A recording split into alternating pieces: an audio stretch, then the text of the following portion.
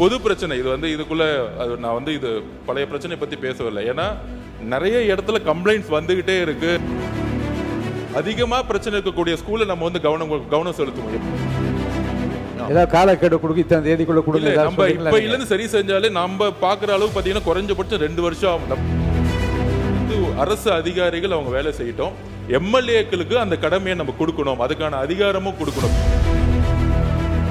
இப்போதான் வந்து அனைத்து தரவுகளும் சேகரிக்கப்பட்டு இருக்கு. அது டேஷ்போர்டில் கொண்டு வந்துட்டு இருக்கோம். கிட்டத்தட்ட 6000 ஸ்கூல் இருக்கு. அதுக்கு கீழே நிறைய ஆரம்ப பள்ளிகள் நிறைய இருக்கு.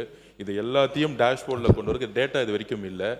இதனால தான் நான் வந்து சட்டமன்ற உறுப்பினர்கிட்ட சொன்னேன், இது வெறும் ஒரு சிஇ மட்டும் செஞ்சா அதுக்கான ஒரு சூப்பர்வைசிங் இருக்காது. ஸோ சட்டமன்ற உறுப்பினர்களும் அதை சூப்பர்வைசிங் பண்ணி அதுக்கான ஒரு செக் அண்ட் பேலன்ஸ் சிஸ்டம் இருக்கணும். இந்த ஸ்கூல் சரியா இல்லையாங்கிறது உங்களுடைய என்ஓசியும் ஒரு நாள் கேட்கப்படும். நீங்க ஒரு என்ஓசி கொடுத்துட்டீங்கன்னா பொதுப்பணி பிடபிள்யூ டிபார்ட்மெண்ட்டுக்கு ஒரு சிஇ தவறு செஞ்சா கூட எம்எல்ஏக்கு ஒரு அந்த செக் அண்ட் பேலன்ஸ் சிஸ்டம் ஒரு என்ஓசி நீங்க கொடுக்கணும். ஓகே, இந்த ஸ்கூல் நல்லா இருக்கு, இவங்க பொதுப்பணித்துறையில நம்ம வந்து இந்த ஸ்கூலுக்கு வந்து நம்ம பட்ஜெட் அலாட் பண்ணியிருக்கோம், இந்த ஸ்கூலுக்கு 30 லட்சம் கொடுத்துருக்காங்கன்னா கிட்டத்தட்ட ஃபினான்ஸ் டிபார்ட்மெண்ட் சொன்னதுன்னா 60-70% லீக்கேஜ் நடந்திருக்கு அப்படிங்கிறது சொல்லியிருக்காங்க. அப்போ அவங்க என்ன ஃபினான்ஸ் டிபார்ட்மெண்ட் என்ன சொல்றாங்கன்னா, நீங்க சரியா மெயின்டெனன்ஸ் பண்ணுங்க. அப்போ நான் சொன்னது என்னன்னா, இதை வந்து அரசு அதிகாரிகள் அவங்க வேலை செய்யட்டும்.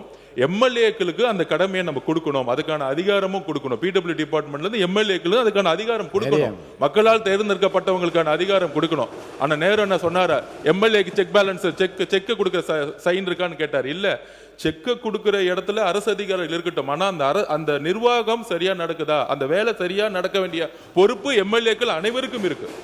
தன்னுடைய ஒவ்வொரு ஊர்லயும் தன்னுடைய ஒவ்வொரு தொகுதியிலையும் சரியான ஸ்கூல் இருக்கா, சரியான காலேஜ் இருக்கா, சரியான மருத்துவமனையா இருக்கான்னு சொல்லக்கூடிய அதிகாரம் எம்எல்ஏ அவர்களுக்கு இருக்கு.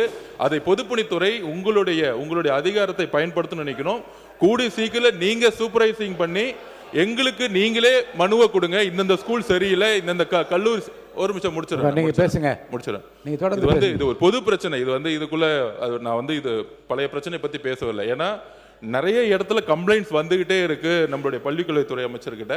அதனால தான் சொன்னோம், எல்லா எம்எல்ஏக்களும் இந்த சட்டமன்றம் இருக்கும் சனிக்கிழமை ஞாயிற்றுக்கிழமையோ நீங்களே சூப்பர்வைசிங் பண்ணி பொதுப்பணித்துறையில சிஇ லெவல்ல எங்ககிட்ட கொடுத்துட்டீங்க, என்னுடைய கவனத்துக்கு கொண்டு வந்துட்டாலும் உடனடியாக அது சரி செய்ய வேண்டும். வரவேற்பு தகுந்த ஒரு அறிவிப்பு. ஏதாவது காலக்கெடு கொடுக்க இத்தனை தேதிக்குள்ள கொடுங்க. நம்ம இப்ப இல்லன்னு சரி செஞ்சாலே நம்ம பாக்குற அளவு பாத்தீங்கன்னா குறைஞ்சபட்சம் 2 வருஷம் ஆகும். தமிழ்நாடு முழுசும் கணக்கெடுப்பு வந்து சட்டமன்ற உறுப்பினர்கள் அளிப்பதற்கு எவ்வளவு கால அவகாசம் தரீங்க? இல்ல, உடனே பார்த்தா கூட சரி. ஏன்னா ஒவ்வொருத்தருக்கும் ஒரு நிர்வாக கட்டமைப்பு இருக்கும். அவங்களே பார்த்துட்டு உடனடியா கொடுத்துட்டா அதிகமா பிரச்சனை இருக்கக்கூடிய ஸ்கூல்ல நம்ம வந்து கவனம் செலுத்துவோம். எப்ப கட்டணம் இடிகிற மாதிரி இருக்கு, நவரவே முடியாது அப்படின்னா ரெட் கேட்டகரி பில்டிங்ஸை உடனடியாக ஐடென்டிஃபை பண்ணுவோம். அந்த இடத்துல நம்ம குழந்தைகள் தங்க வைக்க கூடாது அப்படிங்கிறத பதிவு பண்றோம். அதுக்கப்புறம் நம்ம கிரீன் சொல்லியிருக்கோம். அந்த மாதிரி நம்ம உடனடியாக அந்த வேலையை நம்ம போர்க்கால அடிப்படையில் எல்லா எம்எல்ஏக்களும் செய்யணுங்கிறது தான் எங்களுடைய வேண்டுகோள்.